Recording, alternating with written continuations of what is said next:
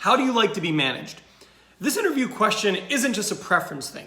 As a candidate, you could actually get this question wrong and it can hurt your candidacy. But in today's video, I'm going to teach you how to get it right. Now let's start with why. Why would they ask this question? Well, this is actually a really common question, and there are three things that a recruiter or a hiring manager or an HR person is likely trying to get when they ask you this question. Now the first thing, like every single interview question you are ever asked, they are trying to assess your ability to communicate. So whenever you're answering an interview question, it's not just about what you say, but it's about how you say it. So that's one. Now the second, and maybe most obvious thing that they're trying to get when they ask this question is they are trying to see how your style and the manager's style might align, or if they are open to adjusting their style for the person they are managing, they want to start building the foundation for how you might like to be managed and how they can mold their style to make that relationship as effective as possible. Now, the third and final thing that they're looking for when they ask this question is they're looking for potential red flags. And whether they are doing that consciously or not, all recruiters, all HR people, and all hiring managers are asking you that question. And if you say things like, well, my prior manager really was bad at communicating, so what I'd like is I would like someone who is a strong communicator and is helpful to me. That's another thing they're looking for. So just at the beginning, these are three things that kind of explain why this question is asked. Now let's get into how to communicate this effectively and how to answer this interview question. Now you really need to only accomplish two things when you're answering this interview question. The first thing is you either need to be positive about prior managers or at least not be negative about your experience with prior leaders, people managers, etc. You have to avoid being negative. That is first. And the second thing you need to do is you need to be able to give 1 to 3 concise points that make sense about how you would like to be managed. So what are those things? There are a lot of different examples of things you can say that'll make it so you're giving an answer that is appropriate and an effective way to answer this question. But you might say things like along the line, somebody who gives direct and honest feedback. Someone who is motivating, somebody who teaches in whatever way you like to learn, right? So maybe somebody who allows you to learn in a hands-off fashion.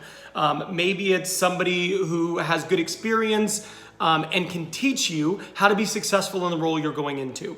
There are a lot of good things, but remember, you have to be positive here. It can't be a slight at prior managers. And you need to be concise. If this takes you longer than 60 seconds to answer, then you're not answering it correctly. So pick 1 to 3 things that make sense for you. Say it in a concise, clear, positive way. So let me give you an example. I'm going to answer this interview question. That way you can, if it works for you, model your answer after the way I am answering it. So someone would say to me, Ben, how do you like to be managed? And I might say, well, I found in my career that one of the things that really works for me is direct feedback. I like being able to take feedback real time, take that information, and then use that to change my style or approach so I can be more successful in the moment. So that I have found has been really helpful for me. The other thing that I found to be really beneficial in my manager is someone who puts clear goals in front of me. That way I know what I need to achieve and I can run towards those goals with absolute clarity. So I think when it comes to my management style, what I prefer is direct communication and somebody who is really clear about goals. Now that's a great way to answer those questions. It makes you look like an achiever because you're like, what are my goals? I want to run after them. And it looks to look like somebody who is open to feedback. So not only are you sharing things about what you would prefer, but it also makes you look like a good candidate and a good employee. Now I want to talk about a few things that I might avoid because these might seem like good answers, but I think they can actually be slightly problematic. And those two things are suggesting you really like working for someone who lets you have ultimate autonomy, and you like working for someone who has integrity. Now, these are both actually good things. They're not bad. It's not bad characteristics, and you should actually maybe want both of these things in a leader. The autonomy, depending on where you're at in your career, and who doesn't want a leader with integrity. However, both of these can have negative side effects. So, for example, if they say, oh, so you mentioned integrity. Do you feel like you've had managers in the past where the integrity wasn't there? Now you're in a tough spot because you either need to be negative about prior managers. You could say, oh, well, I had one who didn't. I mean, you don't want to do that, right? You don't want to be negative about any prior managers. Or, they ask you, have you had managers where integrity wasn't an issue? And, you could say, well, no, I haven't. And then, that's fine. The other thing is autonomy.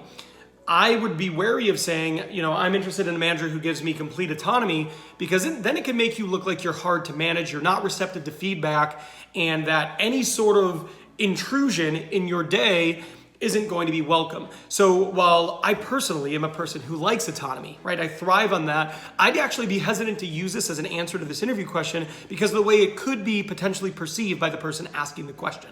So remember, be positive, 1 to 3 reasons that make sense, and be concise. This should not take you longer than 60 seconds to answer. If it takes you 2, 3, 4 minutes to land the plane here, well, then you're probably not answering this question correctly. There you have it. That's the video. If you are new here, please subscribe for more videos like this. If you are already subscribed, how are you doing? I hope you're doing great. Do me a favor, like this video if you liked it. Have a great day. Good luck in your next interview. You got this.